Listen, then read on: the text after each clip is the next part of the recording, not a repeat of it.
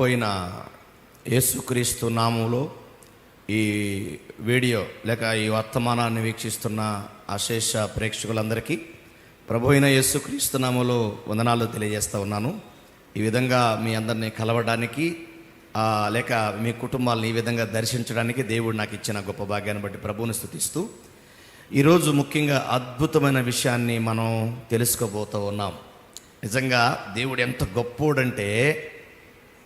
గొప్పోడంటే ఈరోజు భారతదేశంలో కొన్ని వర్గాలలో బైబుల్ని కాల్చేస్తున్నారు, బైబుల్ని మరి చింపేస్తున్నారు, తొక్కుతున్నారు, కాళ్ళతో తొక్కుతున్నారు, పాదాలతో తొక్కుతున్నారు.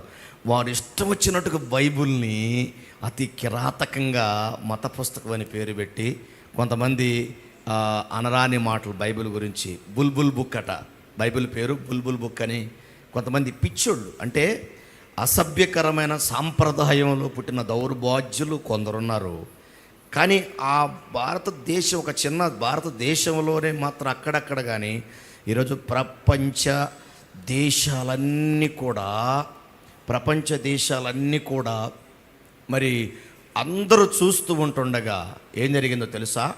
అందరూ చూస్తూ ఉంటుండగా ప్రపంచ దేశంలో అందరూ, అంటే అమెరికాలో ఉన్న నాసా అంతరిక్ష పరిశోధనశాల, ఇలా మరి అంతరిక్ష పరిశోధన సంబంధించి ఒక చైనా కానివ్వండి, అదేవిధంగా ఒక రష్యా, భారతదేశంలో ఉన్నటువంటి అలాగే ఇస్రో శాస్త్రవేత్తలు కానివ్వండి, లక్షల మంది కోట్లాది మంది ప్రజలు చూస్తుంటుండగా, లక్షలాది మంది శాస్త్రవేత్తలు చూస్తూ ఉంటుండగా బూట్స్ విల్మోర్ అనే ఒక పెద్ద శాస్త్రవేత్త దగ్గరగా 408 కిలోమీటర్ల ఎత్తులో ఆయన ఇచ్చినటువంటి ఒక అద్భుతమైన స్టేట్మెంట్ ఏంటి తెలుసా?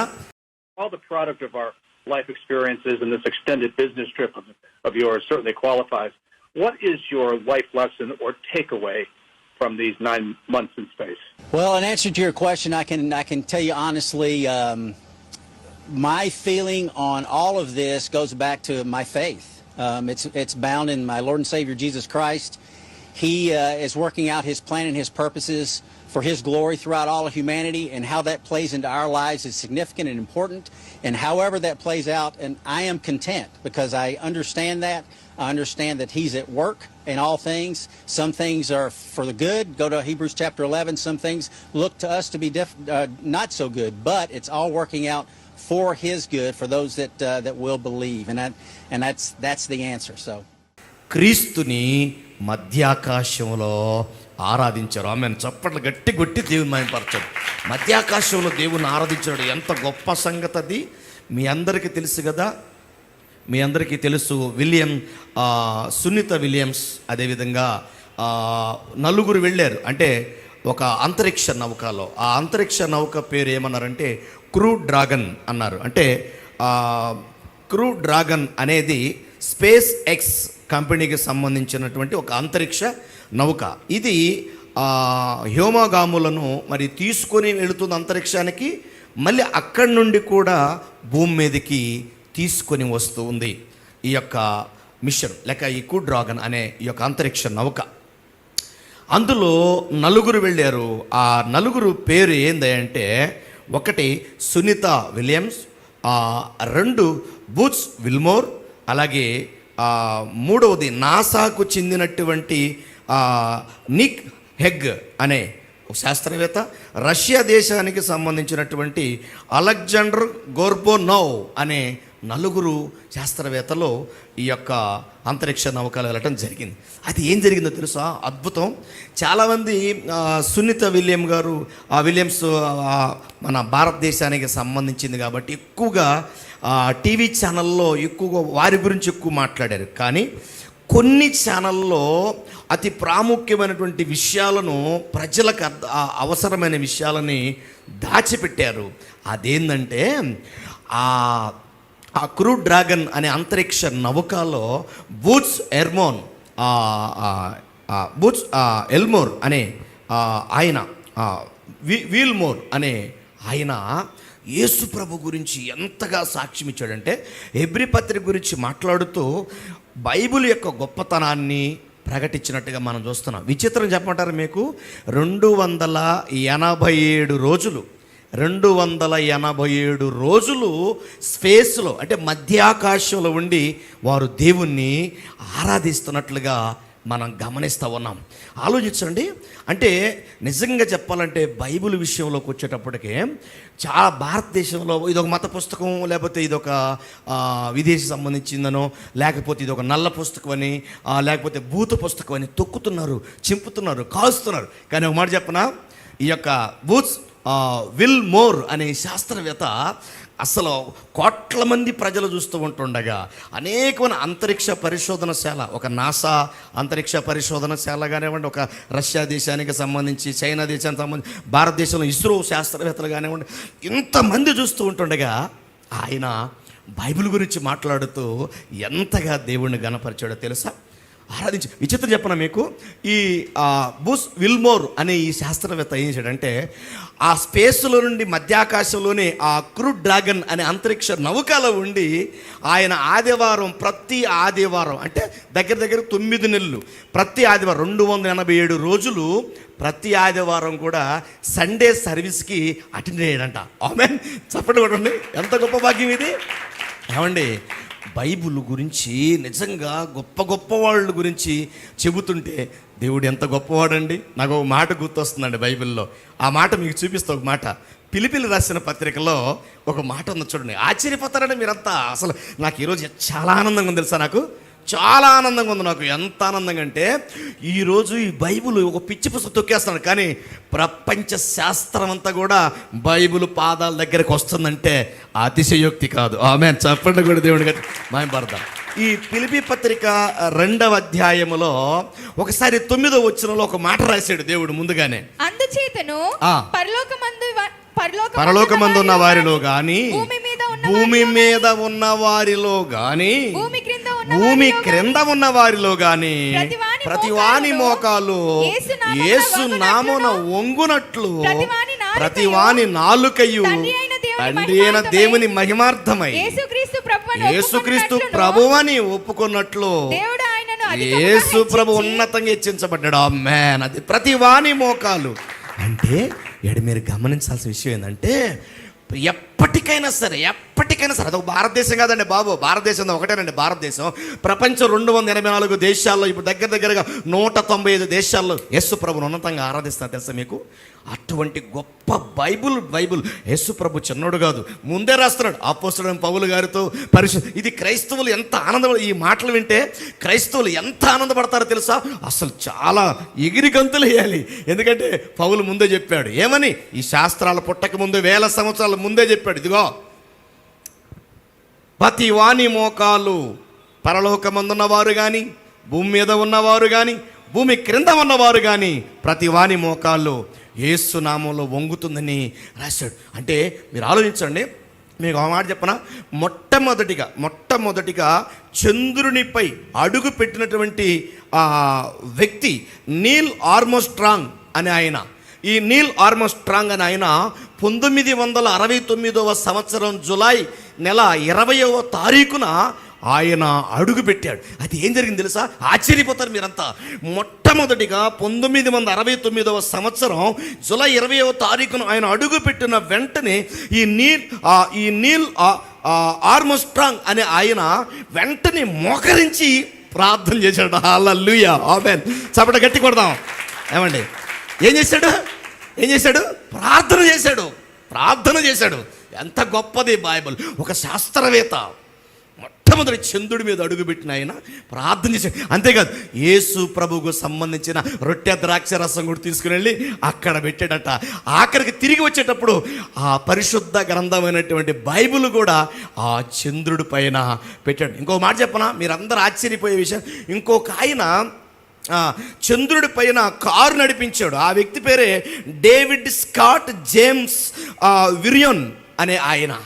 ఈయన ఆ చంద్రుడి పైన కారు నడిపిస్తే ఏమండి, ప్రపంచంలో అనేక మంది ఆయన మరి భూమి మీదకి వచ్చిన తర్వాత మీటింగ్స్కి అటెండ్ చేసి ఎంతోమంది పొగడతతో నింపేశారు. అయితే ఒక రోజున ఇదే విజయవాడ గ్రౌండ్కి వచ్చాడు. విజయవాడ వచ్చిన మీటింగ్కి ఆయన పిలిపించాడు.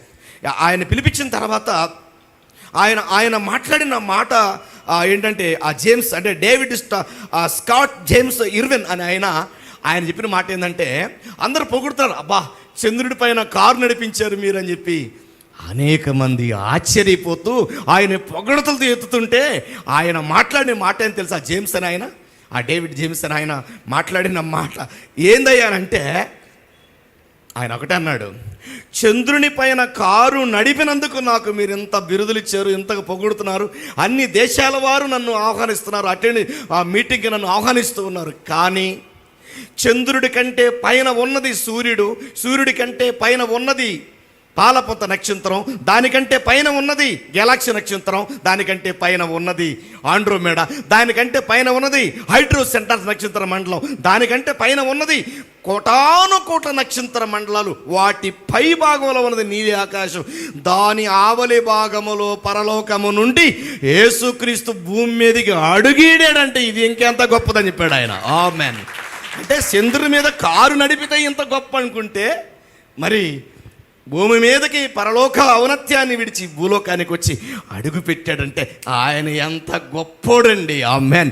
ఇది ఎంత గొప్ప విషయం. మీకు ఒక మాట చెప్పనా, బైబిల్లో రాయబడినట్టుగా పరలోకమందున్న వారు కానీ భూమి మీద ఉన్న వారు కానీ భూమి కింద ఉన్న 10 వాని మోకాలు యేసునామమున నొక్కిద్దన్న మాట చూసినప్పుడు నాకు అనిపించిందంట, ఈ బూట్స్ విల్మోర్ అనే ఈ శాస్త్రవేత్తలు కానివ్వండి, అలాగే సునీత విలియమ్స్ అనే మన భారతవణి, వాస్తవంగా అయితే చాలామంది ఈ సునీత విలియం గురించి కూడా ఏం చేశారంటే దీన్ని వాళ్ళ విమర్శను పెంచుకోవడం కొరకు కొన్ని ఛానళ్ళు తప్పుడు సమాచారం. అదేంటంటే, అంటే అక్కడ కొంత ఆమె ఒక్కదాన్ని నిర్బంధించి 9 నెలలు ఆపినట్టు, జో బైడెన్ వల్ల, అంటే అమెరికా అధ్యక్షుడు అంతకుముందు మరి ఈ డొనాల్డ్ ట్రంప్ గారు రాకముందు జో బైడెన్ గారు మరి ఆయన మరి ప్రెసిడెంట్గా ఉన్నాడు కదా, అధ్యక్షుడిగా ఉన్నాడు కదా, మరి ఆయన రాజకీయ కుట్ర వల్ల మరి అక్కడ కొంత మరి విలియమ్స్ ఆ సునీత విలియమ్స్ గారు ఆగిపోయారని మాట్లాడారు. అది నిజమే, నేను కాదన్నాం. ఈ జో బైడెన్ వల్ల కొంత రాజకీయ కుట్రను బట్టి, రాజకీయ లబ్ధిని బట్టి అక్కడ 9 నెలలు ఆపడం జరిగింది.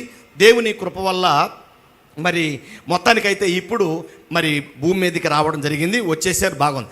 కానీ నేను ఇక్కడ ఏమన్నానంటే, సునీత విలియమ్స్ గారి గురించే ప్రతి సోషల్ మీడియాలో చెప్పుకుంటున్నారు, భారతదేశానికి సంబంధించింది కానీ వాస్తవం చెప్పాలంటే సునీత విలియమ్స్ గారి యొక్క నాన్న మాత్రమే ఆయన భారతదేశానికి సంబంధించినోడు అన్నమాట. అయితే ఆయన డాక్టర్ కనుక ఆయన అమెరికా వెళ్ళడం జరిగింది. అయితే అక్కడే ఈ సునీత విలియమ్స్ పుట్టి పెరిగింది, అక్కడే పుట్టి పెరిగింది, చదువుకుంది కూడా. అయితే నేను ఇక్కడ ఏమంటానంటే, భారత వనిత కావచ్చు, నేను ఒప్పుకుంటాను, కానీ సునీత విలియమ్స్ గురించి మాత్రం చెప్పారు, కానీ బైబిల్లో గురించి వారు ఏం చెప్పారో ఎవరు చెప్పలేదండి. దాచిపెట్టారు తెలుసా, బైబిల్లో ఉన్న విషయాల గురించి ఏ మీడియా కూడా, కొన్ని మీడియా, అన్ని మీడియా కాదు, కొన్ని మీడియాలో కొన్ని ఛానల్లో బైబిల్ గురించి చెప్పలేదు. ఎంత కుట్రండి. కొంతమంది అంటారు సునీత విలియమ్స్ గారు కూడా వినాయకుడిని నమ్మిద్ది అని. అంటే ఎంత ఆ స్పేస్లో దేవుడిని ఆరాధిస్తున్న వారిని కూడా మరి మతాల పేరు మీద వాళ్ళు వీడియోలు చేసుకోవడం ఎంత కుట్ర జరుగుతుందండి. సరే, వినాయకుడే కాదల్లా, సరే ఆమె భగవద్గీత తీసుకుపోయింది అంటున్నారు, కొన్ని ఉపనిషత్తులు తీసుకొని పోయింది అంటున్నారు, మంచిదే. కానీ విషయం చెప్పనా, ఈ సునీత విలియమ్స్ అనే ఆమె, అలాగే వారితో పాటు ఉన్నటువంటి ఈ శాస్త్రవేత్తలు నలుగురు, బూట్స్ విల్మోర్ కానివ్వండి, అలాగే మిగతా వాళ్ళందరూ కూడా, ఎవరైతే నేను ఇందాక మీకు చెప్పాను, రష్యా నాసాకు సంబంధించినటువంటి నిక్ హెగ్ అనే ఆయన, రష్యా దేశానికి సంబంధించినటువంటి అలెగ్జాండర్ గోర్బోనోవ్ అనే ఆయన, వీళ్ళు నలుగురు కూడా వెళ్ళినప్పుడు అక్కడ ఏం జరిగింది, క్రిస్మస్ జరుగుతున్నప్పుడు కూడా వాళ్ళు మేరీ క్రిస్మస్, హ్యాపీ క్రిస్మస్ చెప్తూ దేవుణ్ణి స్తుతించారు. ఆ విషయాలు చెప్పట్లేదు.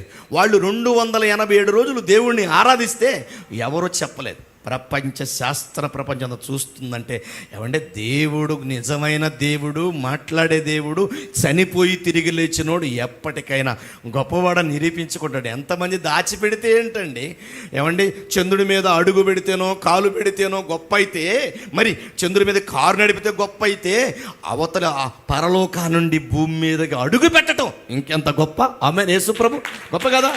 అందుకేనండి ఈరోజు మీ అందరికి నేను చెప్పాలనుకుంటున్నా అంటే, మధ్యాకాశంలో ఆరాధన జరిగింది. మధ్యాకాశంలో ప్రతి సండే ఆడున్నటువంటి శాస్త్రవేత్తల్లో అతి ప్రాముఖ్యంగా ఈరోజు సోషల్ మీడియాలో చెప్తున్న మాట అంటే, బూట్స్ విల్మోర్ అని ఆయన ప్రత్యేకంగా ప్రతి సండే బాప్టిస్ట్ చర్చిలో జరుగుతున్నటువంటి లైవ్ ప్రోగ్రామ్కి ప్రతి సండేకి ఆయన హాజరయ్యాడంట.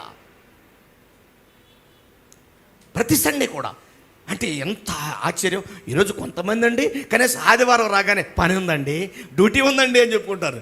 ఎంత ప్రపంచ శాస్త్రవేత్తలు ఈరోజు, మీకు మాట చెప్పనా, ప్రపంచ శాస్త్రవేత్తలందరిలో కూడా 90% ఈరోజు బైబిల్ నమ్మినోళ్ళే. ఆమెన్. చప్పట్లు కొట్టి దేవుని మహింపడదాం. బైబిల్ నమ్మినోళ్ళే. అందుకే ప్రియమైన దేవుని, నేను ముగించే భాగంలో మీ అందరికీ ఒక మాట నేను చెప్పాలనుకుంటున్నా. ఏమండి, ఈ ప్రపంచం అంతా కూడా ఈ కొన్ని మీడియాలో, అందుకే నేను ఈరోజు ఈ వీడియో చేయడం, చాలామందికి ఈ విషయాలు తెలుసు, కానీ ఎందుకు నేను ముందుకు వచ్చానంటే కొన్ని ఛానళ్ళు ఏం చెప్తారంటే, ఇదిగో దేవుడు లేదు, దెయ్యం లేదు, ఏమీ లేదు, అన్ని ఒట్టి మాటలు, మీరు సైన్స్ నమ్మండి, సైన్స్ నమ్మితే యూత్ బాగుపడతారు, సైన్స్ నమ్మితే యూత్ బాగుతారు. నేను చెప్తున్నా ఈ పిచ్చి వాళ్ళకి, డైరెక్టర్ చెప్తున్నా, ఈ పిచ్చి వాళ్ళు చెప్తున్నా, సైన్స్ నమ్మితే యూత్ బాగుపడతారు. రైట్ అనే కాదన్న, కానీ ఇక్కడ ఒక మర్మం ఉంది. ఈరోజు సైన్స్ అంటున్నాం, అసలు సైన్స్ ఎలా పుట్టిందో అడుగు చూద్దాం ప్రపంచాన్ని. ఈరోజు కాస్మిక్ బ్రేక్ గ్రౌండ్ ఎక్స్ప్లోర్ అంతరిక్ష నౌకలో మరి శాస్త్రవేత్తలు ఇచ్చినటువంటి ఒక బిగ్ బ్యాంగ్ పేలుడు వల్ల, శబ్దం వల్ల వారు ఇచ్చిన మాట ఏంది? ఒక విస్ఫోటనం జరిగింది. బిగ్ బ్యాంగ్ విస్ఫోటనం వల్ల, ఒక శబ్దం వల్ల, పేలుడు వల్ల ఈ విశ్వం పుట్టిందన్నారు. అంటే సకల శాస్త్రాలు ఎట్ట పుట్టాయి, సైన్స్ ఎలా పుట్టిందని అంటే వాళ్ళు చెప్పిన మాట, కాస్మిక్ బ్రేక్ గ్రౌండ్ ఎక్స్ప్లోరర్ అనే ఒక అంతరిక్ష నౌక ద్వారా వారు ఇచ్చిన సమాచారం ఏంది? ఈ ఒక శబ్దం వల్ల పుట్టిందన్నారు. ఆ శబ్దం ఏంది? ఈ శాస్త్రవేత్తల కళ్ళు తెరవకముందే, ఈ సైన్స్ అనేది కళ్ళు తెరవకముందే బైబిల్లో ముందే 1000 సంవత్సరాల ముందు రాయించాడు. ఏమని? హెబ్రీ పత్రిక 11వ అధ్యాయం 3వ వచనంలో, ప్రపంచము దేవుని వాక్యముల నిర్మాణములైనవి అన్నాడు. అంటే దేవుని వాక్యం అనగా శబ్దం. ఆ వాక్యమే శరీరధారి కృపాసత్యం మన మధ్యకు వచ్చాడు. ఆ వాక్యమే దేవుడే అన్నాడు. ఆది యందు వాక్యం దేవుని యొద్ద నేను, ఆ వాక్యమే దేవుడై ఉన్నాడు. వాక్యం ఉన్న దేవుడు శరీరధారికి లోకానికి వచ్చాడు. ఆయన శబ్దం, విస్ఫోటనం అన్నాడు దాన్ని ఇంగ్లీష్లో. శబ్దం, పేలుడు అన్నాడు. పేలుడు అంటే అది దేవుని మాట. దేవుని వాక్యం వలన ఈ ప్రపంచాలు నిర్మించబడ్డాయని బైబిల్ చెప్పింది. బైబిల్ని ఆధారం చేసుకుని 1000 మంది శాస్త్రవేత్తలు ఈరోజు ఈ ప్రకృతిని జల్లెడబడుతున్నారు. ఈ విశ్వంలో ఏముందని కనుక్కుంటున్నారు.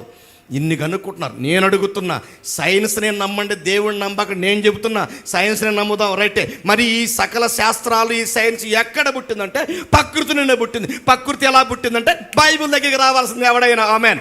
ఎవడైనా బైబిల్ దగ్గర రావాల్సిందే. బైబిల్ దగ్గర ఎందుకు రావాలంటే బైబిల్లో సైన్స్ మొత్తం కూడా ఉంది. ఏబి గ్రంథం చదవండి. మొత్తం ఏబి గ్రంథంలో స్వస్థగా రాయబడింది.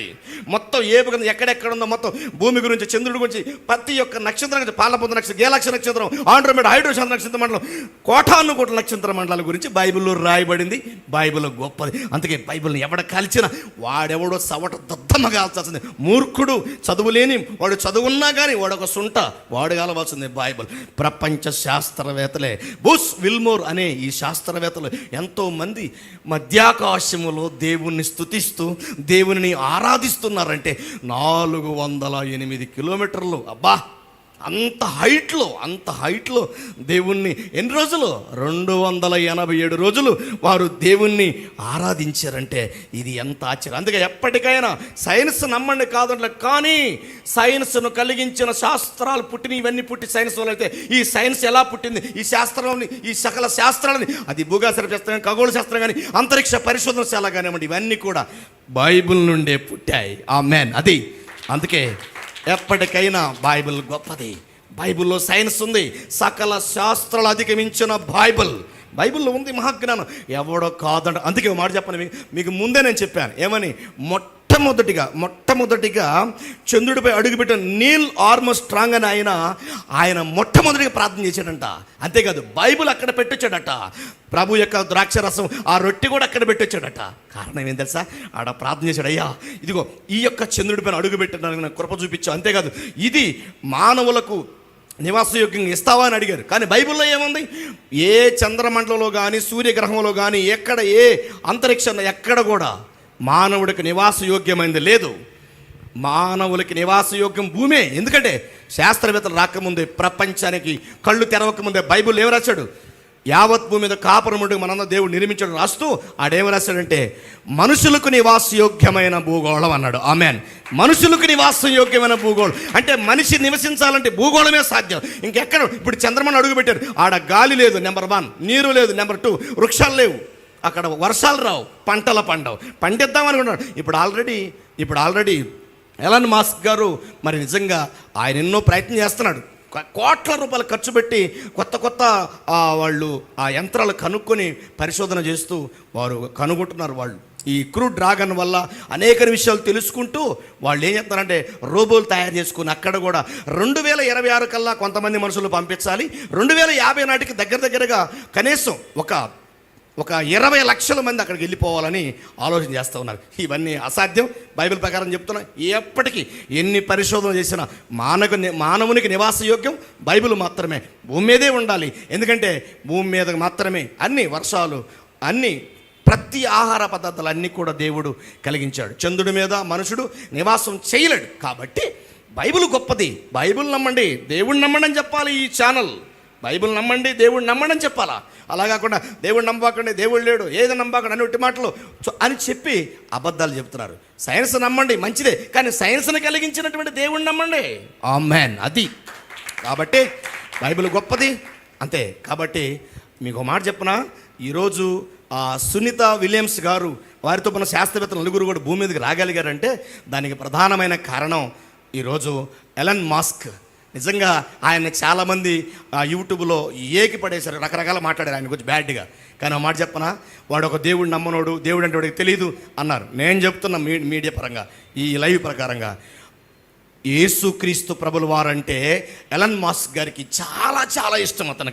అతను ఏదో అనుకుంటారు చాలామంది రకరకాలుగా, అతను 12 మంది కుమారులు 11 మంది అని. కానీ నేనేమన్నా అది వేరే విషయం. కానీ యేసు ప్రభు అంటే ఈ యొక్క ఎలన్ మాస్క్ గారికి చాలా ఇష్టం.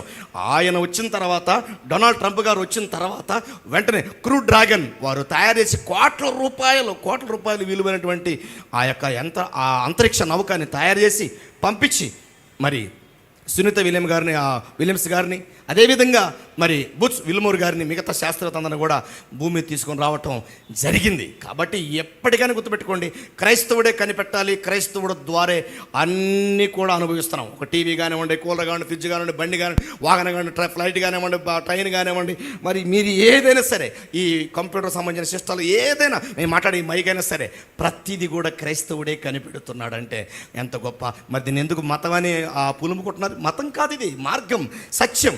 యేసు ప్రభువుని మీరు భారతదేశంలో అక్కడక్కడ అణచొచ్చేమో, బైబిల్లో కాల్చొచ్చేమో, పాస్టర్లు చంపొచ్చేమో, కొట్టొచ్చేమో, చర్చిలు తగలబెట్టొచ్చేమో, కానీ బైబిల్లో ఉన్న జీవాన్ని ఎవరు కాల్చలేరు. బైబిల్ మీరు ఇక్కడ ఎంత తొక్కుతుంటే అది పైకి లేస్తూ ఉంటుంది. అందుకే బైబిల్ గొప్పది. బైబిల్ యొక్క విశిష్టత, బైబిల్ యొక్క ఔన్నత్యం, బైబిల్ యొక్క సాన్నిధ్యాన్ని తెలుసుకొని పరలోక రాజ్యానికి వారసులవని మీ అందరి కోసం ప్రాణం పెట్టాడు, రక్తం కార్చాడు, మీ అందరికీ చనిపోయాడు, తిరిగి లేచాడు, మళ్ళీ పరలోక రాజ్యం వెళ్ళాడు, త్వరగా రాబోతున్నాడు 2వ రాకడలో. అప్పటి వరకు మీ విశ్వాసాన్ని నిలబెట్టుకోవాలని కోరుతూ ఈ మాటలు ముగిస్తున్నాను. May God bless you. చివరి వరకు మీ అందరికీ నా హృదయపూర్వక ధన్యవాదాలు తెలియజేస్తున్నాను. May God bless you. Thank you.